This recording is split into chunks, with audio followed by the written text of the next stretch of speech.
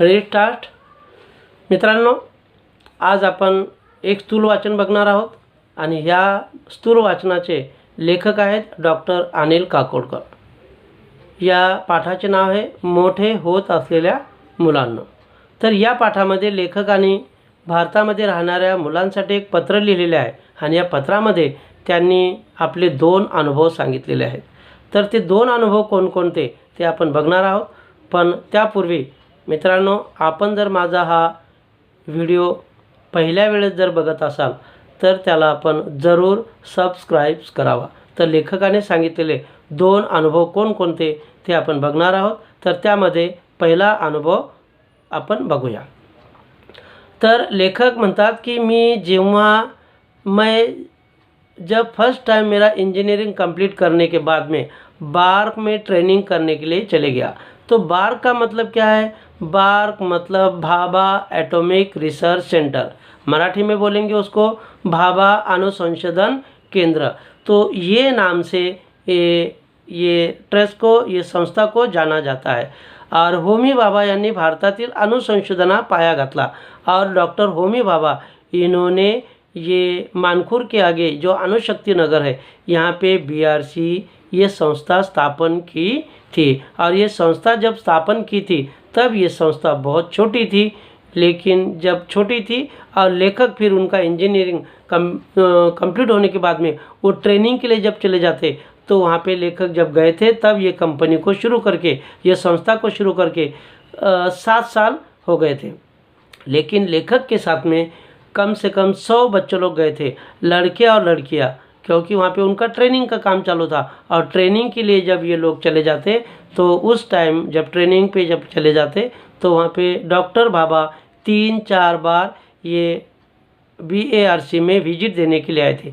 और ये इनका पर्सनैलिटी बहुत अच्छा था. जब भी बच्चों लोग ये भाभा को देखते थे तो इनको स्फूर्ति मिलती थी. वो बच्चे लोग क्या है, मोटिवेट होते थे. और एक बार फिर लेखक ने ये भाभा से पूछा कि हम लोग 100 बच्चे लोग यहाँ पे आ गए, लेकिन यहाँ पे कुछ भी काम हम लोगों को मिल रहा नहीं, कुछ भी काम नहीं दिखाई दे रहा.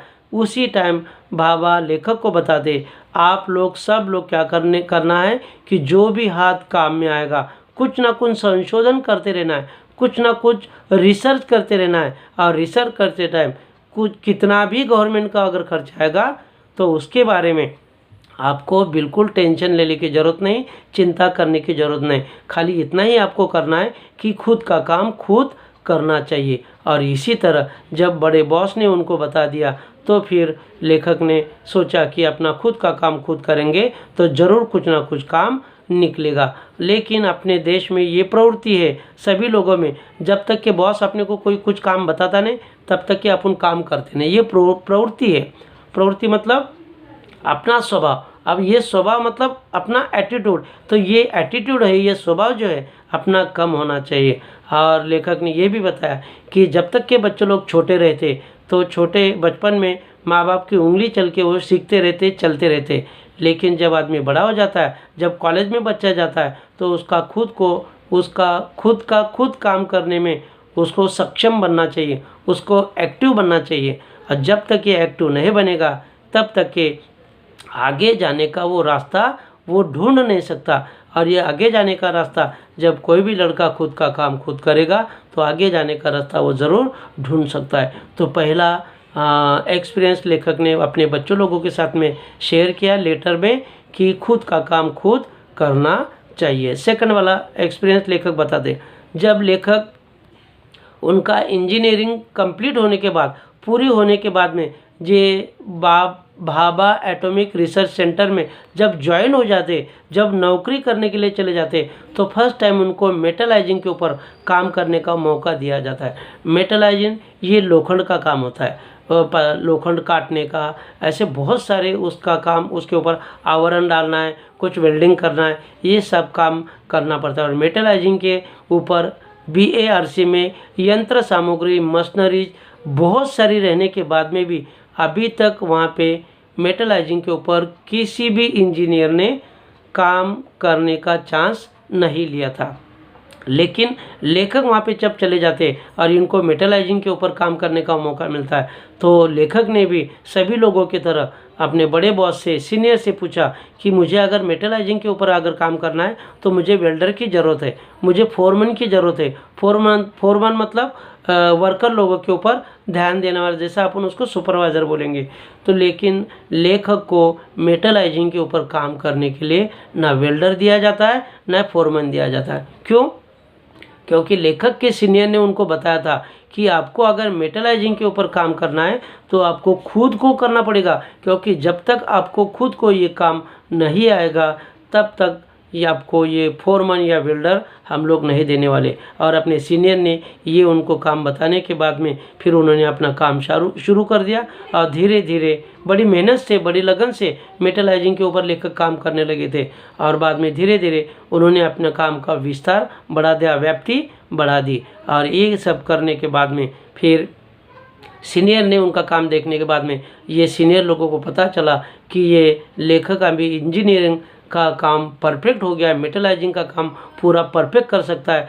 तब कहा, लेखक के सीनियर लोगों ने उनको बता दिया कि आपको बोलो अभी कितना वेल्डर चाहिए, कितना फोरमैन चाहिए। तब लेखक ने बोला है कि मुझे अभी वेल्डर की और फोरमैन की ज़रूरत नहीं, क्योंकि मुझे ये मेटलाइजिंग का पूरा काम अभी आ गया। लेकिन कोई भी कंपनी का अगर प्रोडक्शन अगर बढ़ाना है तो उसमें बहुत सारे वर्कर की ज़रूरत होती है। और इसीलिए लेखक के सीनियर ने उनको बता दिया कि अपने को प्रोडक्शन बढ़ाना है। अपने आप अगर अकेला काम करेंगे तो अपना प्रोडक्शन बढ़ नहीं सकता, इसीलिए आपको वेल्डर और फोरमैन लेना पड़ेगा और फिर अपने काम का प्रोडक्शन, ये काम ज़्यादा से ज़्यादा निकालना पड़ेगा, प्रोडक्शन करना पड़ेगा। तब कहा, लेखक ने फिर कुछ वेल्डर और फोरमैन ले लिए और ये सब ऐसा करने के बाद में फिर उनका प्रोडक्शन भी बढ़ने लगा। और जब लेखक को परफेक्ट काम आने लगा तो फिर वेल्डर, फोरमैन ये सभी लोग लेखक का काम सुन रहे थे। क्यों सुन रहे थे?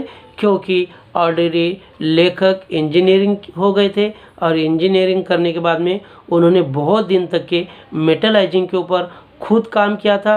और खुद काम करने के बाद में जब आदमी परफेक्ट बन जाता है तो किसी और को भी काम बता सकता है, और उसको अगर नहीं आएगा तो भी उसको सोच समझ के बता के उसको सिखा सकता है। और इसीलिए लेखक की सब लोग बात सुन रहे थे। ये सब करने के बाद में फिर धीरे धीरे लेखक यहाँ पे बताते हैं कि मी एकटा माणूस जास्त काम करू शकत नाही, थोडक्यात काय तर तुम्ही करू शकता हे आधी दाखवा। और इसीलिए ये सीनियर ने बता दिया कि आप अकेला सब कुछ काम नहीं कर सकते, आप सब लोगों को ये काम लेके करना है। और थोडक्यात मतलब तुम्ही काय करू शकता हे आधी दाखवा, मग इतरांना काम सांगा। और इसीलिए आपको पहले काम करना पड़ेगा, ये सब लोगों को देखना पड़ेगा, लोगों को दिखाना पड़ेगा, तो ही लोग आपकी बात मान सकते हैं। और लेखक के ये 2 एक्सपीरियंस है। पहला वाला ये खुद का काम खुद करना चाहिए। सेकंड एक्सपीरियंस, जो भी काम आपने हाथ में लिया है वो काम में अपन परफेक्ट होना चाहिए। तो इसी तरह लेखक ने बताया यहाँ पे सब बच्चों लोगों को लेटर में, पत्र में बताया कि ये मेरा जो आशय मतलब मीनिंग, उसका अर्थ सब अगर बच्चे लोगों ने अच्छे से समझ लिया होगा तो उनके फ्यूचर में उनका जीवन सक्सेसफुल होने में, बच्चे लोगों को आगे जाने में कभी भी दिक्कत आने वाली नहीं। तो इसी तरह लेखक ने अपना 2 एक्सपिरियन्स मोठे होत असलेल्या मुलांनो या पाठामध्ये लेखकाने आपले 2 अनुभव सांगितलेले आहेत। आणि हे 2 अनुभव जर विद्यार्थ्यांनी आपल्या मनामध्ये जर त्यांनी स्थिर केले किंवा आपल्या मनामध्ये जर ठरवून त्यांनी पक्का निश्चय जर केला तर खरोखर त्यांच्या फ्युचरमध्ये त्यांना कशाची कमी पडणार नाही। कारण कोणतेही काम छोटे किंवा मोठे नसते। कुठल्याही कामाची सुरुवात जर करायची असेल तर लहान कामापासून आपण सुरुवात केली पाहिजे, जेणेकरून आपली प्रगती हळूहळू पुढच्या दिशेने वाटचाल होत चालेल आणि त्या विद्यार्थ्याची प्रगती हमेशा होत जाईल। तर अशा प्रकारे मित्रांनो, हा मोठे होत असलेल्या मुलांनो आपला हा पाठ या ठिकाणी संपलेला आहे। तर मित्रांनो, मी अगोदरच सांगितलेलं आहे की या स्थूल वाचनावर बोर्ड एक्झाममध्ये 6 मार्काचा प्रश्न विचारला जातो। तर या 6 मार्कामध्ये 4 स्थूल वाचनापैकी 3 प्रश्न विचारले जातात आणि 3 प्रश्नापैकी आपल्याला 2 प्रश्नांची उत्तरे लिहावी लागतात आणि 1 प्रश्न म्हणजे 3 मार्काचा, 2 प्रश्न म्हणजे 6 मार्क. अशा प्रकारे या स्थूल वाचनावर 6 मार्काचा प्रश्न आपल्याला येऊ शकतो आणि त्या बोर्ड एग्ज़ामसाठी हा पाठ अतिशय महत्त्वाचा है। बोर्ड एग्ज़ाम के लिए ये रैपिड रीडिंग, ये स्थूल वाचन